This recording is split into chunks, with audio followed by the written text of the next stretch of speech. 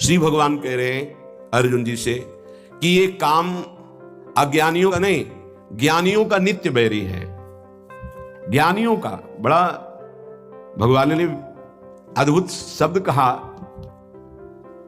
ये जो ज्ञान में, शास्त्र ज्ञान में, साधना के ज्ञान में तत्पर हैं, उनके हृदय में भी ये कामेश क्रोधेश रजोगुण समुद्भवः महासनो महापापमा विध्येनमि वैरिणम, ये राग से उत्पन्न होता है। रजोगुण राग, स्त्री शरीर में राग, पुरुष शरीर में राग, जनेंद्री के सुख में राग, काम उत्पन्न होता है। ये पाप का कारण, सिर्फ पाप, एक ही शब्द है।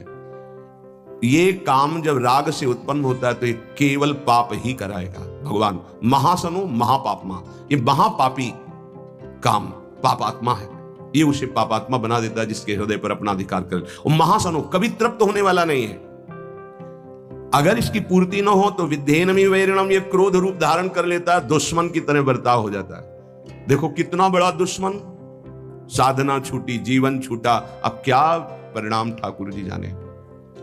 ये महान दुश्मन कामेश क्रोधेश रजोगुण समुद्भवा, इसकी व्याख्या पीछे हो चुकी है।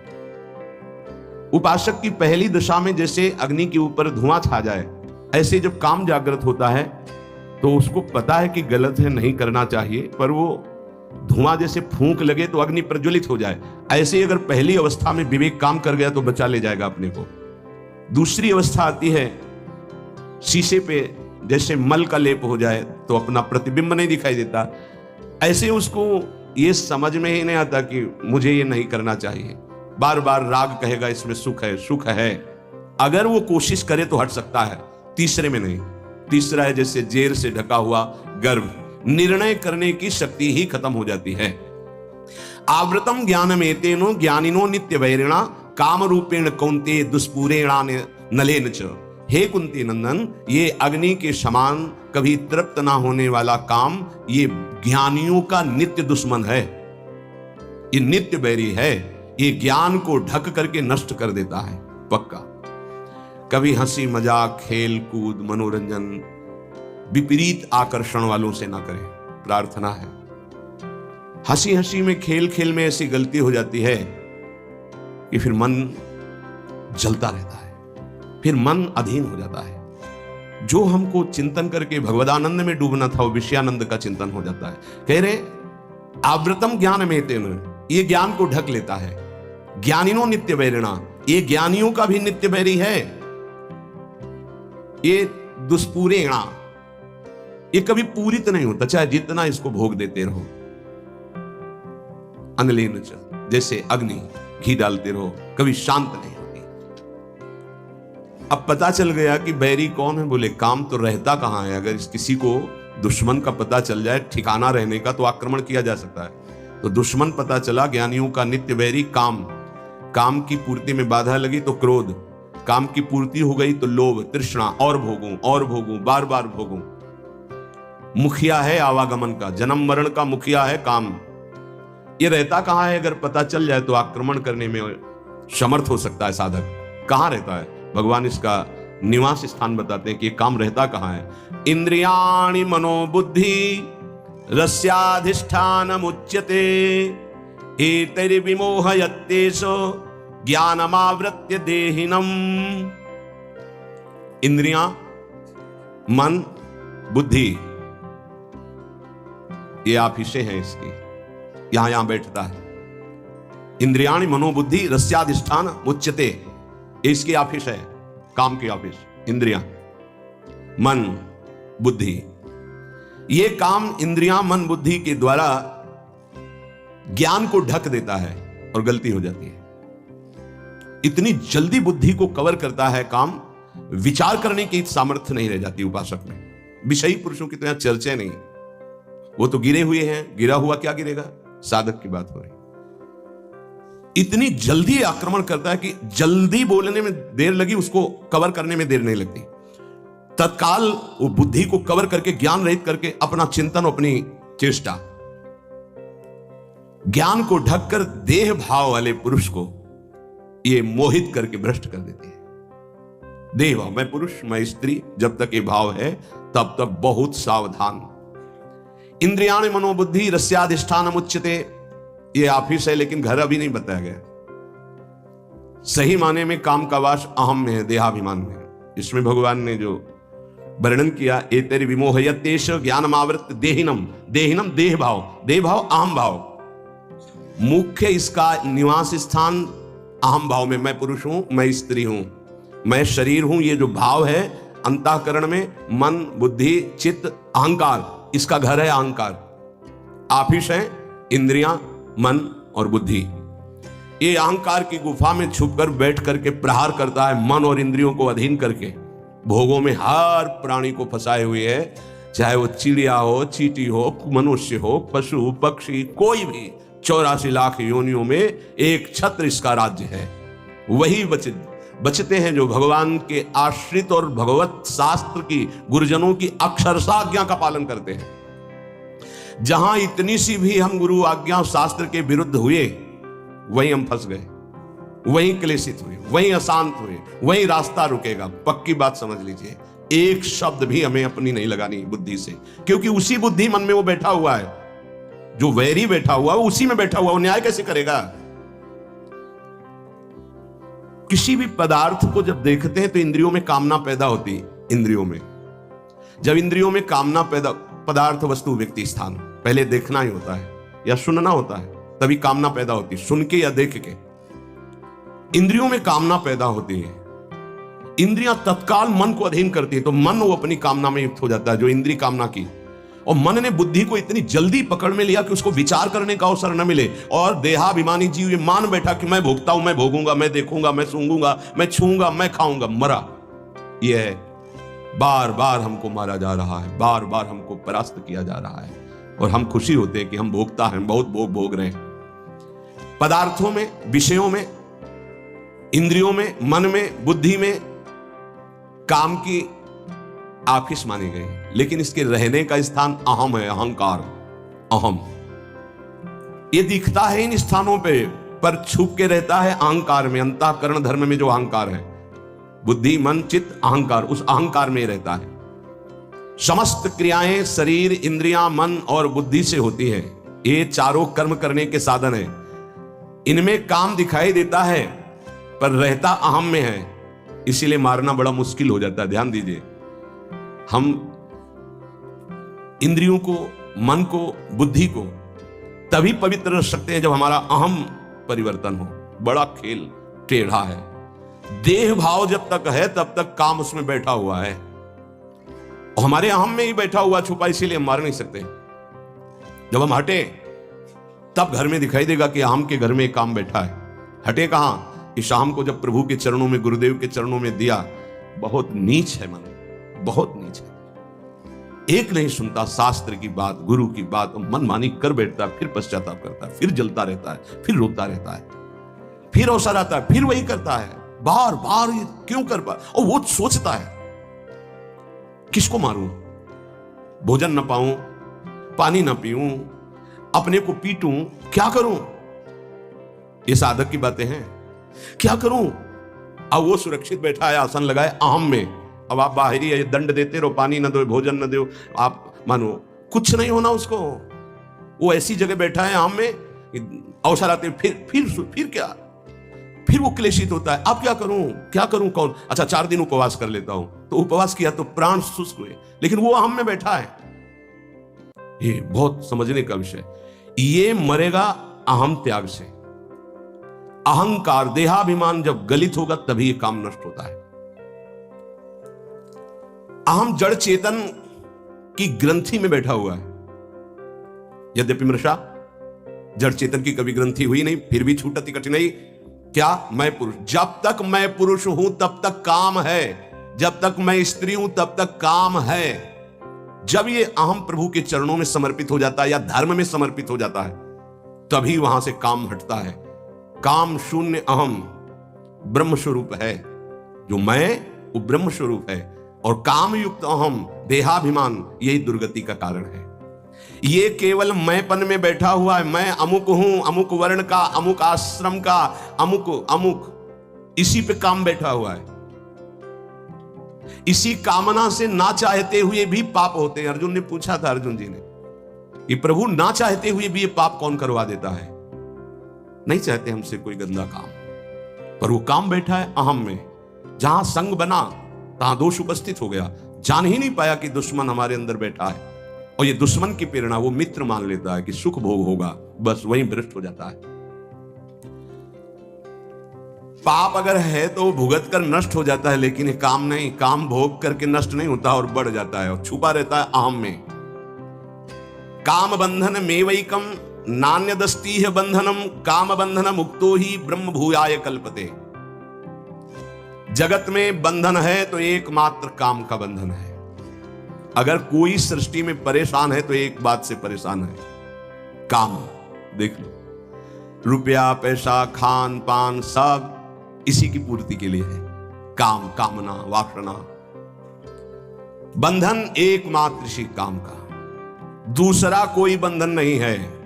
काम बंधन मेवैकम नान्यदस्तीह बंधनम काम बंधन मुक्तो ही ब्रह्म भूयाय कल्पते। जैसा अभी वर्णन किया कि जहां देह भाव में जो काम बैठा है हटा, तो जो मैं है वो शुद्ध ब्रह्म है। ब्रह्म भूयाय कल्पते, तत्काल वो अपने ब्रह्म स्वरूप को प्राप्त हो गया। इसीलिए कहा गया है कि जाहि न चाही कबहु कछु तुम सन सहज सने बसौ निरंतर तासुर सुराउर निजगे। बस एक प्रार्थना है, अगर मान लोगे तो निकल जाओगे। अगर आप विपरीत शरीर का संग नहीं करोगे, विपरीत दर्शन और संभाषण नहीं करोगे, तो स्फुरणा होगी, खत्म हो जाएगी, आपको कोई परेशान नहीं कर पाएगा, निकल जाओगे आप। अगर विपरीत आकर्षण का आप संग करेंगे, दर्शन करेंगे, संभाषण करेंगे, तो चाहे जितने प्रवीण विद्वान ज्ञानी संयमी हो, आपको पतित होना पड़ेगा। शब्द लिख लीजिए, यह शास्त्र सम्मत अनुभूत बात है। हम भूख को सह सकते हैं, लेकिन हमारे पास भोजन रखा हो, अगर ब्रह्म प्राप्त हो गया है तब तो कोई बात नहीं। अगर देह भाव है फिर भूख को नहीं सह सकते। आप बैठे हो, आपके सामने भोजन रखा, नहीं नहीं नहीं नहीं, कितनी बार कहेंगे नहीं नहीं? एक बार टूट पड़ेंगे और सब पा जाएंगे। बस ऐसे ही सारे भोग हैं। संसर्ग दोष से बच गया उपासक तो जीत गया। कभी भी, कहीं भी, किसी से भी प्रार्थना है, चाहे यंत्र से हो, चाहे शरीर से हो, या चाहे किसी ग्रंथ पंथ किसी से भी हो, हमें बहुत सावधान रहना है, संसर्ग नहीं होने देना। कुछ ऐसे पुस्तिकाएं हैं जिनको पढ़कर आप भ्रष्ट हो जाएंगे। कुछ ऐसे दृश्य हैं, कुछ ऐसे व्यक्ति हैं, कुछ ऐसे संसर्ग हैं, बहुत सावधान। काम बंधन में वैकम, साधक का एक ही भारी दुश्मन है, इसी से सब परास्त हो जाएंगे। भगवान ने कहा है ज्ञानिनो नित्य वैरिणा, ये काम, यहां काम बंधन में वैकम, पूरे जीवन यही अपने अधीन किए रहता है सबको, पूरे जीवन भर, चाहे वो शरीर वृद्ध हो जाए, वो अधीन किए रहता है। नान्यदस्ति ही बंधनम, कोई और दूसरा बंधन नहीं है। काम बंधन मुक्तो ही तो ब्रह्म भूयाय कल्पते, वही ब्रह्म बोध हो जाता है, जो मैं काम रहित हो जाता है, मैं जिसका काम रहित। एतरि विमोह यतेश ज्ञानम आवृत्य देहिनम, ये काम प्रमाद स्थिति में ज्यादा बढ़ता है। प्रमाद, जो आपकी दिनचर्या है, नहीं जाना हमें वाणी पाठ में, नहीं जाना हमको कीर्तन में, ये जो प्रमाद है कि ना करने योग्य क्रिया को करना और करने वाले में ना करने की भावना, इससे आप बचिए। आप अपनी दिनचर्या को बिल्कुल ब्रह्म मानिए, आप जीत जाएंगे, पक्का जीत जाएंगे। आपकी दिनचर्या टाइम टू टाइम कई वर्ष लगातार चले, फिर आप देखना रंग आ जाएगा आप में। जब हमसे कोई गलती की बातें हैं अंदर, अब चलना तो इधर ही है, पूरा जीवन हमको जलना इधर है, क्यों हम अगर आज कुछ छू लिया, देख लिया, सूंघ लिया, चख लिया, भोग लिया, तो कल क्या होगा? आखिरकार जलना तो पूरे जीवन है ना, तो हम थोड़ा और जल लेते हैं, फिर शांति के मार्ग में आगे बढ़ जाते हैं विचार के द्वारा। नहीं चाहिए। अच्छा, जिनके पास है सब भोग भोग रहे हैं, वो मरना तो है ही ना, भोग छूटेंगे तो है ही ना। मरने के बाद क्या है? क्या कमाया आपने? हाथ खाली, वही अशुभ और शुभ कर्म, न भजन न सच्चिदानंद से प्रीति। एतरि विमोह यतेश ज्ञानम आवृत्य देहिनम, हमारे अंदर रहता है कि जो मैं चाहूं भोग मिल जाए तो शायद मुझे शांति मिल जाए। तो जो काम क्रोध को प्रकट करके मूढ़ता पैदा कर देता है और नाश कर देता है। कामा संजायते क्रोधा, क्रोधा स्मृति विभ्रमा, स्मृति भ्रंशात् बुद्धिनाशो, बुद्धिनाशात् प्रणश्यति। तो यहां रागात् कामः प्रभवति, कामात् लोभो भी जायते, लोभात् भवति सम्मोहा, सम्मोहात् स्मृति विभ्रमा, स्मृति भ्रंशात् बुद्धिनाशो, बुद्धिनाशात् प्रणश्यति। जो काम और क्रोध से हुआ वही काम की पूर्ति लोभ से वही हो गया। विनाश दोनों में होना, काम के द्वारा कभी लाभ नहीं मिलना, चाहे भोग के और या सह के निकल गए तो पार, अगर भोग के तो दो दोष पैदा होंगे, एक क्रोध और एक लोभ। काम की पूर्ति न होने पर जलन और क्रोध, और काम की पूर्ति होने पर जलन और लोभ। जलन होगी तृष्णा और भोगने की, और लोभ प्रवृत्ति बढ़ती चली जाएगी, वो मूढ़ता छा जाएगी। ये देहाभिमानी पुरुष को ही विशेष सताती है। भगवान ने कामना से क्रोध उत्पन्न कहा है कि कामात् क्रोधो भी जायते, क्रोध से मूढ़ता की बात कही है। ऐसे क्रोधात् भवति सम्मोहा, ये सब वर्णन करने में बहुत देर होती है, एक सेकंड में मूढ़ता तक पहुंच जाती है। स्मृति भ्रम में पड़ गई, मूढ़ता छा गई, लगा कि भोगने में सुख है। तात्पर्य, काम साधक का जीवन नाश करने वाला सबसे बड़ा दुश्मन है। गृहस्थी में धर्मयुक्त काम को भगवान ने अपना स्वरूप आगे विभूतियों में बताया, वो भी संतान उत्पत्ति मात्र के लिए। कामना उत्पन्न होने पर पहले इंद्रियां हरकत में आती हैं। 5 ज्ञान इंद्रिया, 5 कर्म इंद्रिया हैं। जब काम उत्पन्न होता है तो इंद्रियां हरकत में आती हैं, चेष्टा युक्त होती हैं। अब मन इंद्रियों के साथ प्रबल संकल्प बनाता है, ये भोगना ही है। साधक बार बार विचार करता है, टिकने नहीं देता मन विचारों को। किस तरह से ये शांति हो, बस ये उपाय ढूंढने लगता है। बुद्धि उपाय बताने लगती है, ऐसा करो तो शांत हो जाओगे, ऐसा करो तो शांत हो जाओगे। सत नहीं, असत, क्योंकि काम ने पकड़ रखा। कामना पहले इंद्रियों को संयोगजन्य हरकत में लाती है, फिर सुख प्रलोभन बुद्धि में जागृत होता है, और बुद्धि अधीन हुई तो न्यायाधीश से विचार बताने लगती है, ऐसा करो ऐसा करो। अब वो साधक जो है समझ नहीं पाता कि मैं जाल में फंस गया। वो देहाभिमानी साधक, उसका निर्णायक बुद्धि ज्ञान से रहित हो गई, काम के अधीन हो गई, वो उसे मोहित करके पतन के गड्ढे में डाल देता है। एतर विमोह यत्तेश ज्ञान मावृत्य देहिनम, गड्ढे में डाल दिया। अब उठते बैठते चलते फिरते काम का चिंतन, बस जो आए थे भगवत चिंतन को पूरा चिंतन लूट लिया।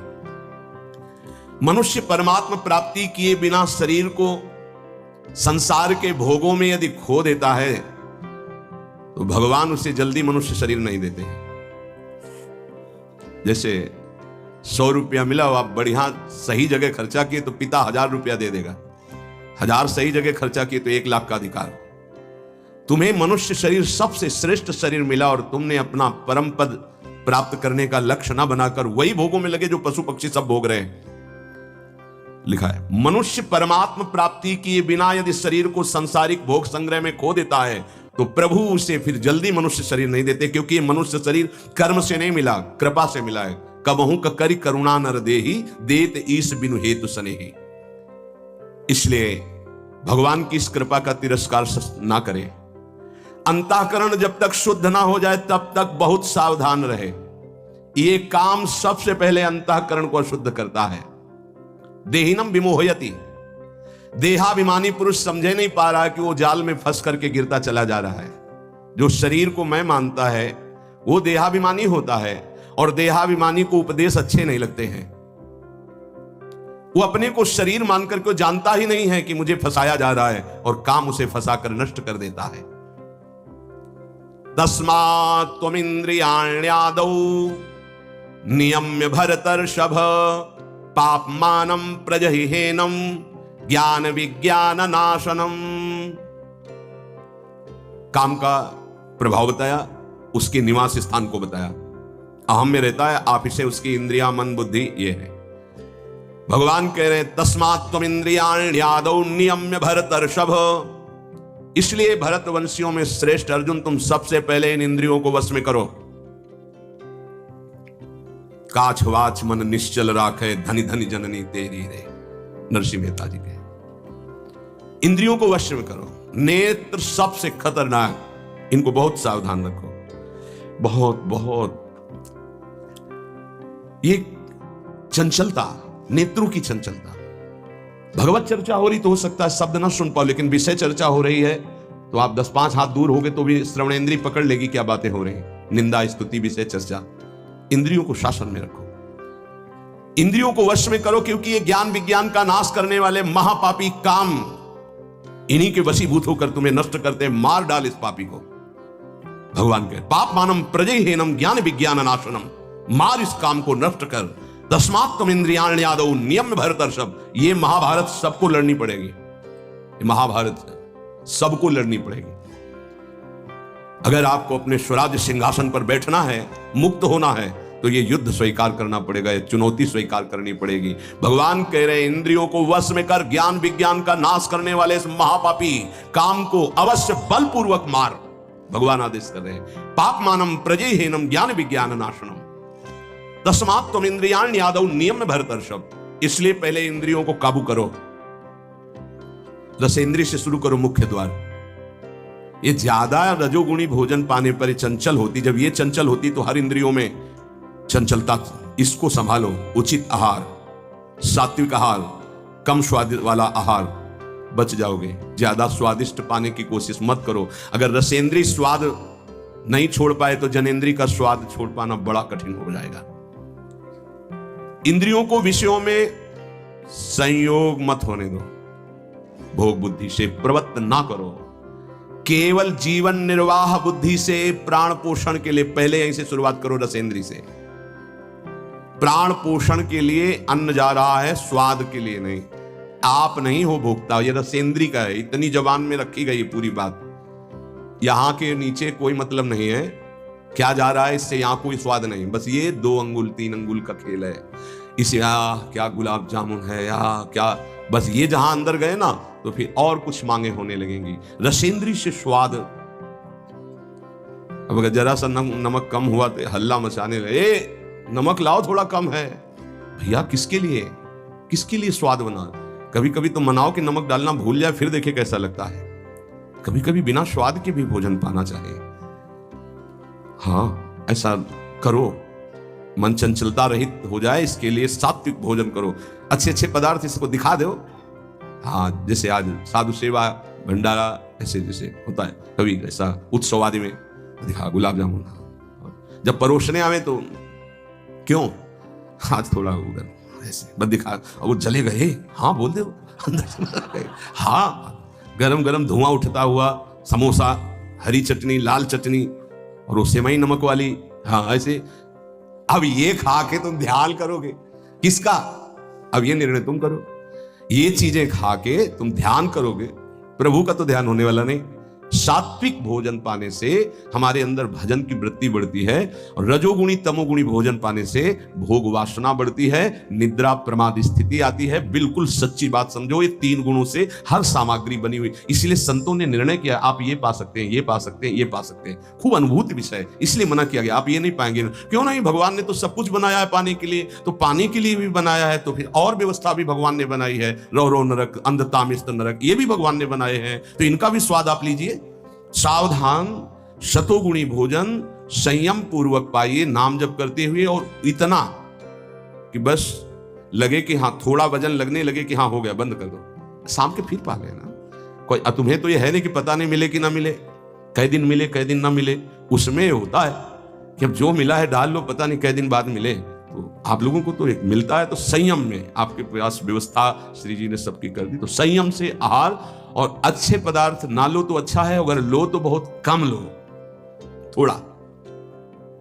खीर हटाओ और सब कुछ अब पीने दो, तो वो मन, खीर में नुकसान नहीं है, गुलाब जामुन में नुकसान नहीं, वो जो मन को बढ़ावा मिला रसेंद्री के द्वारा, अब वो इतने में तृप्त नहीं रहेगा, वो और इंद्री को लेकर के भ्रमण करवाएगा हमको। और जब इसको मारना, जैसे मन हमसे गलती करवा देता है तो क्या कौगाल में मारो, तो त्वगेंद्री पिट रही, उससे क्या होना है? इसको कैसे मारा जाए? इसको ऐसे मारा जाता है, ऐसे। जैसे गुलाब जामुन, भैया आज हमारा पेट दर्द कर रहा है, वो कह रहे नहीं, कहो नहीं नहीं बिल्कुल नहीं कहेंगे। वो जो मन को पीड़ा हो रही है, अब वो पिटाई हो रही है। साधक मन को बहुत दुलार करता है, पीट नहीं पाता। इसको पीटना सीखो, बहुत जल्दी ठीक हो जाएगा।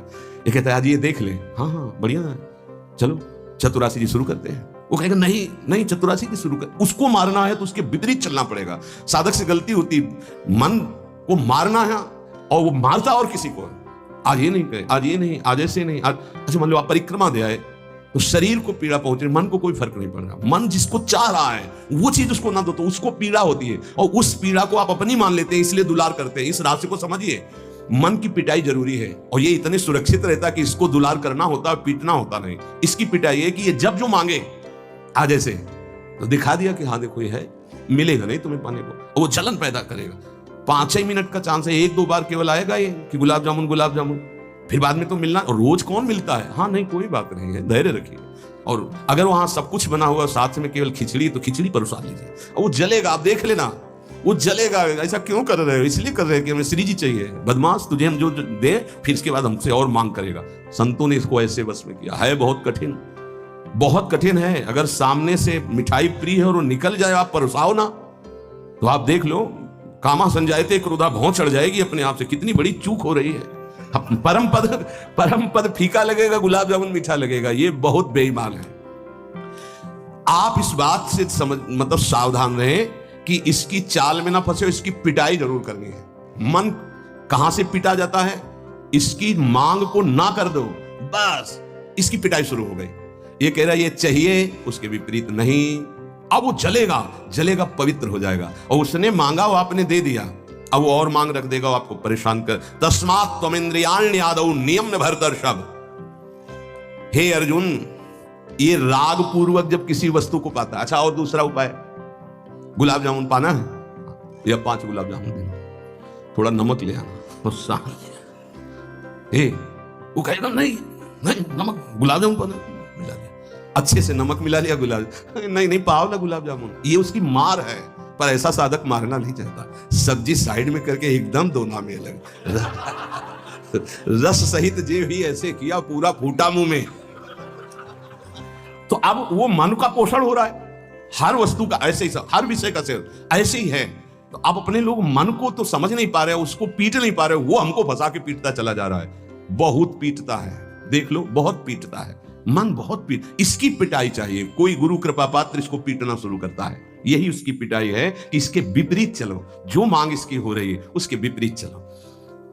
जैसे बहुत बढ़िया स्वादिष्ट सब्जी बनी है, अब उस खीर भी परोसी गई, तो खीर और सब्जी दोनों को मिला दो, ना सब्जी का स्वाद ना खीर का स्वाद, 2 रोटी 3, वो जलेगा कि यार तुम कैसा क्यों कर रहे हो, बस तुम कर रहे हो ऐसा। तो रसेंद्री ठीक हुई तो सब ठीक हो जाएगा। शास्त्रों में वर्णन किया गया, धैर्यवान वही है जो रसेंद्री और जनेंद्री को, बस 2 इंद्रियों की चर्चा हुई, और तो सब अपने आप हो जाएंगी। और रसेंद्री प्रधान है, रसेंद्री ना हुई तो फिर आगे। जो राग पूर्वक भोग, कोई भी भोग किया जाए, वो बिल्कुल द्रवित हृदय में छप जाता है, बार बार पीड़ा पहुंचाता है, ना चाहते हुए भी साधक का पतन कर देता है। यही है, ना चाहते हुए पाप कौन करवाता है। आहार का बहुत बड़ा फर्क पड़ता है। अगर हम आहार पर संयम कर लें तो निश्चित काम पर विजय प्राप्त की जा सकती है। अगर आहार पर संयम नहीं, उचित आहार से आप देखना, खाते खाते मर जाते हैं, लेकिन खाने की इच्छा पूर्ति नहीं होती। यही चमत्कार माया का। 2 रोटी डाल लो, फिर भजन देखो कैसा होता है, देख लो ना आप करके। खट्टी डकार आ रही है यहां से, फिर भी शाम के बैठे हैं, आलू का पराठा और चटनी ये और वो, फिर जाके पचाने में पूरी ताकत। भजन कैसे करोगे? थोड़ा भोजन करो, खाते खाते मर गए यार। आज यहाँ का, कल वहां का, परसों यहाँ का, संसारी पुरुष इसी में लगे रहते हैं। सुनो, उतना डालो जितना प्राण पोषण के लिए। कभी ऐसा देखो पेट में वजन ना आने पावे। अगर आपको भजन बढ़ाना है तो पेट में वजन ना आने पावे।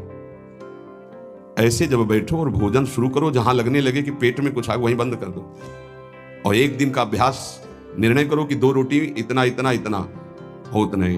ये बार बार बांटना और बार बार पाना, ये साधकों के लिए ठीक नहीं है। एक बार रखवा लो, 4 रोटी से दाल सब्जी और बस खत्म।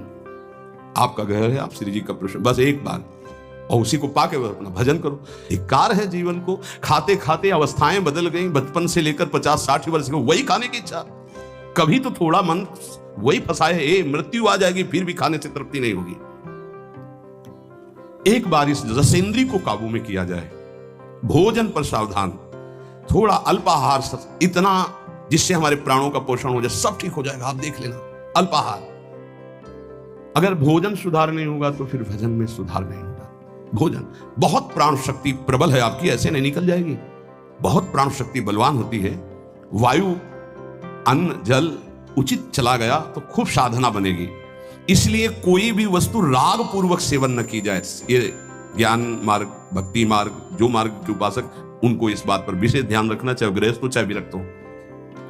शास्त्र के अनुसार कर्तव्य कर्म होने चाहिए और राग रहित आहार विहार होना चाहिए। पूज्य श्री पंडित गया प्रसाद जी के शिष्य मास्टर बाबा, उनके पास जितने साधक रहते थे तो उनकी सब्जी में नमक नहीं, खीर में चीनी नहीं, ऐसे ही उल्टा सीधा बनता था। तो जानते हो कैसे साधक रहते थे? 2-4, जब दंडोती परिक्रमा लगा रहे थे तब वहां गए थे 2-4 साधक। जब शाम के मिला ना तो वहां कुछ पकड़ में नहीं था कि रोटी से सब्जी पाओ तो कुछ पकड़ में आवे, या दूध और चावल मिला के रखा गया तो कुछ पकड़ में, कुछ पकड़, न मीठा न खट्टा न नमकीन न कुछ। वो भगवत धाम को प्राप्त हो चुके हैं, बहुत अच्छे महात्मा थे पूज्य श्री मास्टर बाबा जी। ये बड़े बड़े महापुरुष ऐसी चाल क्यों चलते हैं? क्योंकि वो अपनी इंद्रियों को काबू में रखना साधकों को सिखाते हैं। काम को मारने के लिए सबसे पहले इंद्रियों का नियमन करने को श्री भगवान कह रहे हैं। तस्मात् त्वम इंद्रियाण यादव, नियम में भरतर्षभ, इनको पहले कंट्रोल में करो। कान से भगवत वार्ता, अच्छी वार्ता सुनो। नेत्रों से अगर कहीं एक बार कोई ऐसा दृश्य उपस्थित हो जाए प्रकृति में तो प्रणाम करके दोबारा नेत्र मत पहुंचाओ। जहां आकर्षण हो वहां बार बार नेत्र मत पहुंचाओ। वाणी से कभी अश्लील संभाषण, गंदी बातें मत करो। खान पान संभालो, इंद्रियों को संभालो, ठीक हो जाएगा। जब तक साधक इंद्रियों को संभालता नहीं तब तक उसकी दृष्टि भगवान की तरफ न रहकर भोगों की तरफ होगी। आज ये अच्छा, और पहले ही से संकल्प मन बना लिए इस में तो ये ज्यादा नहीं, तो ऐसा है कि आप जो चाहो जितना ले सकते हो। हाँ, खुली छूट है। इंतजार हो रहा कब वो 11 बजे, कब 12 बजे, ये संकल्प विकल्प को मारना है। कभी कभी ऐसा कर लिया करो, ज्यादा मन तैयार हो गया ना कि आज तो उत्सव है, बहुत गोल कर दिया, आज उपवास करेंगे हम, तो सब मत करना, नहीं तो गड़बड़ हो जाएगा। अलग अलग उत्सव में 1-1, 2-2 आज नहीं पाएंगे, आज भूखे रह करके रहे। फिर आप देखो जो आपको मन जलन पहुंचाएगा वही मन को अधीन करने के बिना इसके अधीन नहीं होने वाला। ये भी बात समझ लीजिए, यहीं से अधीन किया जाता है। जैसे अपने लोग अब सावन भर केवल गंगा जल पीकर रहेंगे, जो भगवान शिव की उपासना, गंगा किनारे सावन खूब आराम से 2-4-5 दिन शिथिलता होती है, इसके बाद वो शरीर उसी ढांचे में ढलने लगता है। वो गंगा जी में सब सामर्थ्य विराजमान है। सही, कभी हम अपने शरीर को शक्तिहीन अनुभव नहीं किया। गंगा जल में इतना पावर विराजमान है, ऐसे पदार्थ विराजमान है। उस समय जब गंगा जल ही केवल बहुत सामर्थ्य उसमें, कभी ऐसा नहीं लगा। जब गंगा जल पीते थे तो लगता साक्षात माँ का दूध पी रहे हैं। एक विशाल अंदर से उत्साह प्रकट होता था। 2-4 दिन के बाद शिथिलता खत्म हो जाती है और वो शरीर पचाने लगता है। जो अन्न की मांग करता है वो धीरे धीरे शांत होने लगता है। मनुष्य की प्रवृत्ति इंद्रियों की मांग को पूरी करने में है। आज तो घर में नहीं, आज चलते हैं होटल में खाएंगे, यहाँ के नहीं, गाड़ी में बैठे आज छठी करा वाले होटल, ये क्या है? आज वहां ये है क्या? अरे बोले जिंदगी का यही तो लाभ है। तो भैया ये जिंदगी का लाभ नहीं है, ये जिंदगी के लाभ को नष्ट करने वाली हानि है। शतोगुणी सात्विक भोजन बना के भगवान को अर्पित करके प्राणों का पोषण करो। वहां जाकर के कौन किस भाव से बना रहा है, कैसी अपवित्रता या पवित्रता है, बहुत सावधान। सबसे पहले काम इंद्रियों को फंसाता है, जिससे उसमें विषय की कामना होती, फिर काम मन को अधीन करता है, फिर बुद्धि को अधीन करता है, और ये सब 1 सेकंड के कम हिस्से में हो जाएगा। एकदम फैल गया कि तुम्हें विचार करने का अवसर नहीं मिला। परंतु जो साधक इंद्रियों की कामनाओं में ही ब्रेक लगा दिया, भगवान कह रहे हैं वो भावपूर्वक कर्तव्य का चिंतन करता है, नहीं, ऐसे साधक को शीघ्र भगवत प्राप्ति हो जाती है। ध्यान दीजिए, सबसे पहले इंद्रियों में ही काम पैदा होता है और विषय आकर्षण करता है। और विषय जब कामना पैदा होती है तो विषय कर्म करने की चेष्टा होती है, कोई भी कामना किसी भी इंद्रिय की। और जो विषय कर्म में फंस जाता है उसका पतन हो जाता है। और जो उपासक इंद्रियों की चाह को, कामना को पूर्ण नहीं होने देता, वो उसको कर्तव्य का बोध होता रहता है। जो अपने कर्तव्य का बोध करता है, मेरा कर्तव्य क्या है, वो शीघ्र ही अपना उद्धार करने में समर्थ हो जाता है, भगवत प्राप्त हो जाता है। एनम ज्ञान विज्ञान नाशनम, ये ज्ञान विज्ञान का नाश करने वाला काम है। तुम्हारा कितना भी अनुभव ढक देगा, कितना भी बुद्धि आपकी प्रवीण हो, बड़े बड़े जवाब देने वालों को लाजवाब कर देता है। ऐसा है, काम ऐसा है कि बहुत जवाब देने वाले को जवाब रहित कर देता है। उसका उत्तर नहीं दे पाओगे जब काम तुम्हारे अंदर प्रश्न करेगा। विज्ञान अनुभव साधना का सब ढक देगा, ज्ञान विज्ञान दोनों को। तत्व ज्ञान का यहां बात नहीं है कि ज्ञानी का शब्द है शास्त्र ज्ञानी से, बोध संपन्न महापुरुष से नहीं स्वात्मारामम विषयमृत तृष्णाम भ्रमयति। यहां भक्त जो अभी साधन काल में है, प्रेमी भक्त के नहीं, दो को कोई परास्ती नहीं कर सकता। प्रेम लक्षणा भक्ति से युक्त महापुरुष और तत्वबोध महापुरुष, ये ज्ञानी शास्त्र ज्ञानी, और ये भक्त अभी साधन मार्ग का। कामना संपूर्ण पापों की जड़ है, पाप मानम ही प्रजय, इसलिए कामना उत्पन्न होते ही पाप क्रिया में रुचि हो जाती है। आगे चल करके वो इतना अंधा हो जाता है कि सत मार्ग छोड़ करके पाप कर्म में ही लग जाता है। बहुत बहुत डरावना विषय, बहुत भयावह विषय है। भगवान इसलिए काम को महापापी बता करके आज्ञा करते हैं कि साधक इसको अवश्य मार डाले। पाप मानम प्रजयहीनम ज्ञान विज्ञान नाशनम। तो जो आदेश कर रहे हैं वही सामर्थ्य देंगे, इसलिए इन्हीं की शरण में होकर इनका नाम जप करो और इंद्रियों की चाह के विपरीत चलो तो मंगल हो जाएगा।